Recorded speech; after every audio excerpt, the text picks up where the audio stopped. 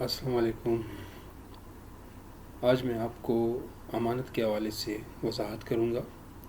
سب سے پہلے ہم قرآن کے آیت کی طرف آئیں گے جس میں اللہ تعالیٰ کا ارشاد ہے، بسم اللہ الرحمن الرحیم، ان اللہ یأمرکم ان تؤدوا الامانات الی اہلہا۔ بے شک اللہ تمہیں حکم اس بات کی کرتا ہے کہ امانتیں ادا کرو اس کے حقداروں کی طرف۔ دیکھیں، امانت دو قسم کا ہوتا ہے۔ ایک تو وہ جو اللہ نے ہمیں جسم و جاں کی صورت میں عطا کیا ہے، یہ ہمارا جسم، یہ ہماری صحت جس میں ناک، کان، آنکھیں، دل، دماغ سب شامل ہیں۔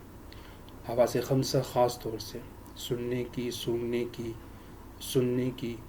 سوچنے کی، دیکھنے کی، یہ تمام حواس خمسہ اس میں خاص طور سے۔ اب اس میں ہم کتنا اللہ کے قانون کے مطابق کام کر رہے ہیں، جتنا پرسنٹ ہم اللہ کے قانون کے مطابق اس جسم و جاں میں کام کرتے ہیں اتنا پرسنٹ ہم اس کا حق ادا کر رہے ہیں۔ جتنے پرسنٹ ہم اس میں نہیں ادا کر رہے ہیں، کچھ اور کر رہے ہیں، اس کے خلاف کر رہے ہیں، قانون الہی کے خلاف، تو وہ ہم خیانت کر رہے ہیں جس کا ہمیں جواب دینا پڑے گا۔ اسی لیے امانت جو عام طور سے ہم لوگ اپنے الفاظ میں استعمال کرتے ہیں، وہ یہی ہم سمجھتے ہیں کہ امانت وہی ہوتا ہے جو کسی کے پاس کوئی چیز رکھوا دی۔ وہ دوسرے معنوں میں آتے ہیں۔ پہلے معنی میں اللہ کے حکم، اللہ کے قانون کو اسی طرح سے اپنے اوپر، اپنے جسم کے اوپر لاگو کرنا اور اسی کے مطابق آگے چلنا۔ اب جب یہ ہو گیا، پھر دوسرے نمبر پر ہم آتے ہیں معاملات اور معاشرت میں۔ کسی نے کسی کے پاس کوئی چیز رکھوا دی، اس چیز کو بالکل اسی طرح سے اس کو واپس کرنا، یہ امانت ہے۔ اس میں کمی بیشی کرنا خیانت ہے۔ اس میں اب صرف یہ نہیں ہے کہ کسی نے کسی کو کوئی چیز دی تھی، اس میں وہ تمام چیزیں شامل ہیں جو انسان کے رہنے کے لحاظ سے، جس میں معاملات، معاشرت سب کچھ آ جاتے، اس لحاظ سے وہ تمام چیزیں اس کے ساتھ وابستہ ہوتی ہیں۔ یہاں تک کہ حدیث نبوی ہے کہ مجالس کے اندر بھی جو بات کی جائے اور مجلس میں جو شرکاء ہوتے ہیں اور اس بات کو مجلس کی اجازت کے بغیر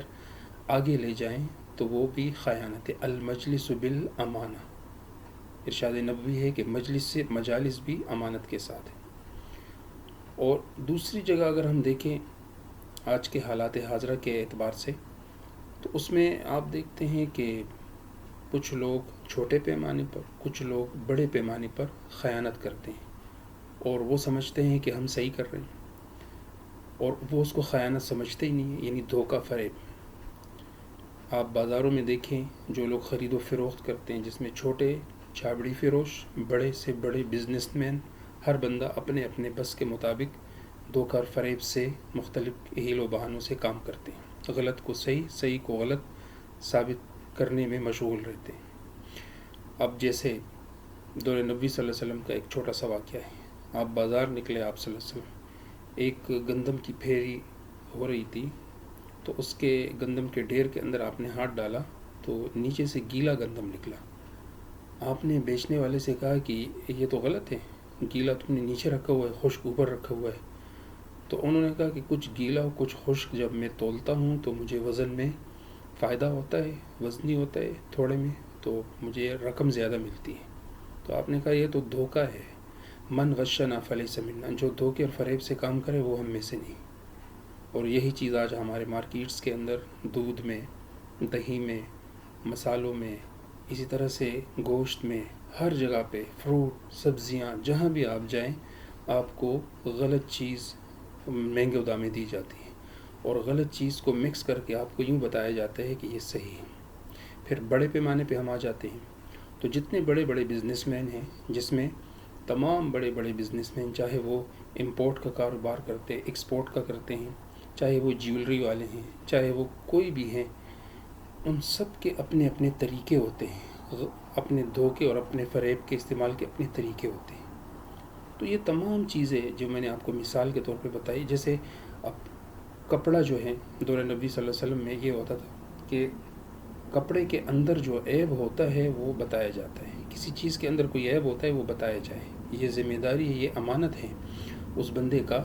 کہ جو خرید کر رہا ہے، جو فروخت کر رہا ہے، خریدار کو بتائیں کہ اس کے اندر یہ نقص ہے۔ اگر وہ نقص بعد میں نکل آئے اور وہ اس کے پاس لے کر آئیں اور وہ انکار کرے اس نے خیانت کیا، اس نے دھوکہ کیا، اس نے فریب کیا، یا اس سے وہ قیمت مکمل بے عیب کی لے لیں، تو یہ وہ چیزیں ہیں جو ہمارے معاشرے کو، ہمارے اخلاق کو اور ہمارے پوری سوسائٹی کو برباد کر رہی ہیں، جس کو ہم سمجھتے ہی نہیں ہے غلط۔ اس لیے جو آیت میں نے شروع میں پڑھائی، ان اللہ یأمرکم ان تؤدوا الامانات الی اہلھا،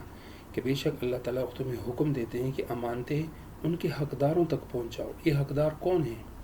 دیکھیے یہ بات یاد رکھے، دور نبوی، صحابہ، تابعین، تبع تابعین، یہ 4 ادوار ہیں ہمارے پاس۔ کوئی بھی چیز ثابت کرنے کے لیے ان 4 ادوار میں جھانک کے دیکھیں گے، ہسٹری دور نبوی کی، صحابہ کی، تابعین کی، تبع تابعین کی، کسی اتھینٹک پرسن اپنی طرف سے نہیں۔ یاد رکھیں بعض لوگ کتابیں پڑھتے ہیں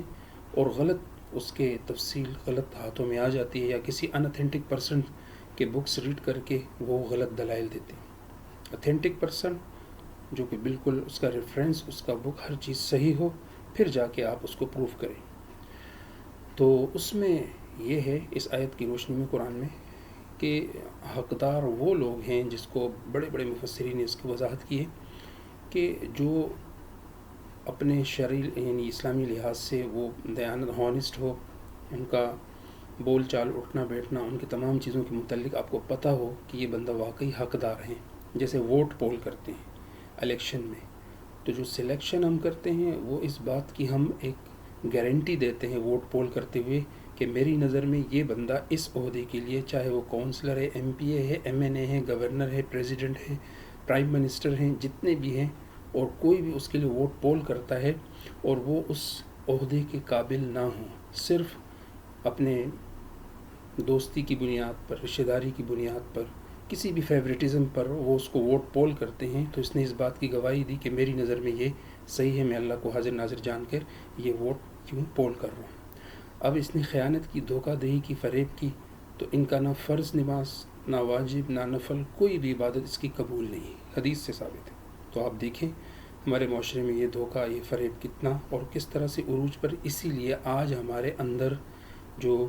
معاشرتی طور پر، اکنامکلی طور پر، معاشی طور پر جو لڑائیاں ہو رہی ہیں، اس کی بنیاد یہی دھوکہ فریب کی وجہ سے۔ تو آپ نظر ڈالیں کہ یہ فائدہ اگر ہم اپنی ذات کے لیے کر رہے ہیں تو اس کا کتنا بڑا نقصان دوسروں کو مل رہا ہے۔ اور مشہور ہے دھوکے فریب سے جو بھی چیز جاتی ہے وہ وہی بات ہے کہ جو دوسروں کے لیے کنواں کھودتے ہیں پہلے خود اس میں گرتے ہیں۔ تو آج ہمارے معاشرے کے اندر جتنے بھی برائیاں اکنامکلی طور پر اور معاشی طور پر یا معاشرتی طور پر ہو رہی ہیں، اس کے ذمہ دار ہم لوگ ہیں۔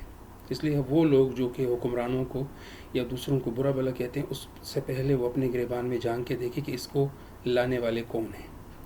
اس لیے وہ تو بڑے پیمانے پہ بات ہوئی۔ پھر ہم آتے ہیں تھوڑا سا نیچے مڈل کلاس کے،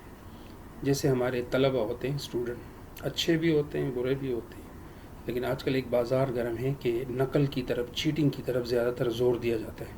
تو اس لیے اکثر طلبہ اس بات کی طرف یا اکثر بعض ادارے اس بات کی طرف توجہ دیتے ہیں کہ چیٹنگ، نقل کے ذریعے اچھے نمبر لے کر وہ آگے بڑھ سکتے ہیں۔ تو یاد رکھیں یہ بھی خیانت ہے۔ اگر اس نے نقل سے کوئی بھی امتحان میں ڈگری حاصل کی ہو اور اس ڈگری سے وہ آگے بڑھے ہوں اور اس سے اور آگے بڑھے ہوں، اور اس سے وہ طلبہ جو کہ واقعی اہل تھے اور اس کی اپنی صلاحیت تھی اور ان کی چیٹنگ کی وجہ سے وہ ان سے تھوڑے سے پیچھے رہ گئے، یا کسی نے غلط کسی کی سفارش کی، حمایت کی، عہدے میں آگے بڑھانے میں، یہ سب دھوکے فریب میں شامل ہیں۔ ان کی نہ فرض قبول، نہ واجب، نہ نفل۔ تو اس لیے براہ کرم اس بات کا خیال رکھیں، پڑھے لکھے حضرات خصوصی طور پر، اور وہ لوگ جو کہ اس چیز سے غافل ہیں کہ اگر آپ رمضان مبارک ہیں، یا آپ حج کر رہے ہیں، یا آپ نماز پڑھ رہے ہیں، یا آپ دعائیں کر رہے ہیں، لیکن آپ کے اندر یہ بیماری موجود ہے دھوکہ فریب کی، تو یاد رکھیں اللہ کو کوئی عبادت قبول نہیں ہوتی، کیونکہ یہ حرام کمائی ہوتی ہے، اور حرام کمائی کا ایک لقمہ، مشہور حدیث ہے، 40 دن تک عبادت کو نامقبول کرتی ہے۔ تو میں امید کرتا ہوں کہ آپ سب میرے ان باتوں سے متفق ہوں گے، اور انشاءاللہ ہونا بھی چاہیے۔ ہمیں اس چیز کا، اس مرض کا علاج خود اپنی ذات سے شروع کرنا چاہیے کہ اگر میں معاشرے میں ہوں تو معاشرے کے اندر میری جو برائیاں ہیں یا میرے اندر جو فریب ہیں، یا میں جن فریب دینے والے لوگوں کا ساتھ دے رہا ہوں، کیوں دے رہا ہوں؟ اگر اپنے چند ٹکوں کے لیے، چند مفادات کے لیے، تو یہ ذہن میں رکھ لیں میں پورے معاشرے کو تباہی کے گرداب میں پھینکنے کی کوشش کر رہا ہوں۔ اور اس کے لیے پھر وہی حدیث ہے کہ جس نے کسی برائی کی بنیاد رکھی اور اس برائی پر پھر دوسرے لوگ بھی چلیں اور یہ مر بھی گیا، تو اس کی برائی کی بنیاد تو باقی ہے، تو سارے لوگوں کی برائی کا یہ ذمہ دار ہیں، ان کو بھی سزا ملے گی اور ان کو سب کے برابر ملے گی، کیونکہ حدیث من جس نے بھی برائی کی تو برائی کا بدلہ اس کو ملے گا، اور جس نے بھلائی کی تو بھلائی کا اس کو بھی بدلہ ملے گا۔ تو ہر اچھے برے کام کرنے سے پہلے ہمیں سوچنا چاہیے اس کا رزلٹ کیا نکلے گا۔ تو اس پر اگر ہم نظر ڈالیں گے تو ہمیں خود، کیونکہ بقول حضرت علی کہ عقل مند آدمی جو ہوتا ہے وہ کام کرنے سے پہلے سوچتا ہے، بے وقوف آدمی جب نقصان میں پڑتے تب اسے خیال آتا ہے کہ میں نے سوچا کیوں نہیں۔ تو اس لیے تمام نتائج پر نظر ڈال کر ہمیں اپنے کاروبار، دوسروں کے ساتھ جو معاملات کرتے ہیں، معاشرت کرتے ہیں، لین دین کرتے ہیں، اس پر نظر ڈال کر تب جا کے اس کے رزلٹ کو سامنے رکھ کر تب جا کے وہ کام کریں، تو انشاءاللہ یہ مسائل جو آج ہو رہے ہیں، یہ میں آپ کو گارنٹی سے کہہ رہا ہوں، اس کا صفایا ہم خود کر سکتے ہیں۔ کسی حکمران کی، کسی پولیس فورس کی ہمیں ضرورت نہیں پڑے گی، کیونکہ ہمارے اندر بھی ایک قدرت کی طرف سے ایک جج موجود ہے جو ہمارا اپنا ضمیر ہے، جو ہمیں خود بتائے گا کہ یہ تم اچھا کر رہے ہو، برا کر رہے ہو۔ امید ہے آپ لوگ اس سے متفق ہوں گے۔ اللہ تعالی ہمیں اس پر صحیح طریقے سے چلنے کی توفیق عطا فرمائے۔ اللہ حافظ۔